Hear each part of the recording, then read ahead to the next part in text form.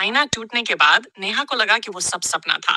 लेकिन हर रात उसके कमरे में भी अब वो परछाई दिखने लगी थी। कभी आईने में, कभी खिड़की पर, कभी उसके पीछे। बस एक पल को। एक रात उसने हिम्मत करके अपने मोबाइल से रिकॉर्डिंग एंड की और कैमरा खिड़की की ओर मोड़ दिया। कुछ मिनटों बाद वीडियो में दिखा, एक लड़की बिल्कुल रिद्धिमा जैसी खड़ी थी और मुस्कुरा रही थी। नेहा का दिल जम गया। वो पुलिस के पास भागी और वीडियो दिखाया। लेकिन वीडियो में कुछ नहीं था, बस हल्की आवाज थी, नेहा, तुम भी तो झूठ बोलती थी। अब नेहा को सब याद आया। रिद्धिमा की मौत के दिन दोनों में झगड़ा हुआ था। रिद्धिमा ने कहा था, मुझे अकेला मत छोड़ना, और नेहा गुस्से में चली गई थी। उसके बाद रिद्धिमा ने खुद को कमरे में बंद कर लिया और उसी रात सब खत्म हो गया।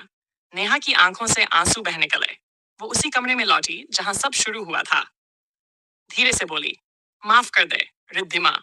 अचानक कमरे की बत्तियां टिमटिमाने लगी। एक ठंडी हवा चली।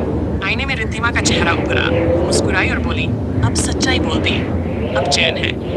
फिर आईना अपने आप टूट गया और परछाई हमेशा के लिए गायब हो गई। रिद्धिमा की आत्मा के जाने के बाद नेहा को लगा सब खत्म हो गया।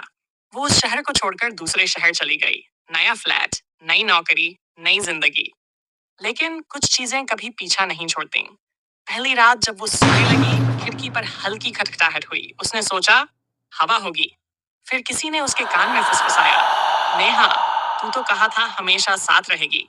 वो घबरा कर उठ बैठी। कमरा खाली था, पर आईने में किसी ने उसके पीछे खड़े होकर धीरे धीरे मुस्कुराना शुरू किया। नेहा ने अगले दिन मंदिर में पूजा रखवाई, घर साफ करवाया, सब शुभ किया। पर हर रात वही आवाज आती, अब मैं तेरे अंदर हूँ।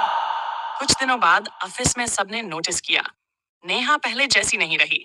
उसकी आंखें लाल रहने लगी। वो खुद से बातें करती थी और उसके कमरे से कभी कभी रिद्धिमा की हंसी सुनाई देती थी। एक दिन नेहा के पड़ोसी ने देखा, वो शीशे के सामने खड़ी खुद से कह रही थी, अब कोई हम दोनों को अलग नहीं कर सकता, क्योंकि अब मैं ही रिद्धिमा हूँ। आईने में दो परछाइयां थीं, पर कमरे में सिर्फ एक इंसान।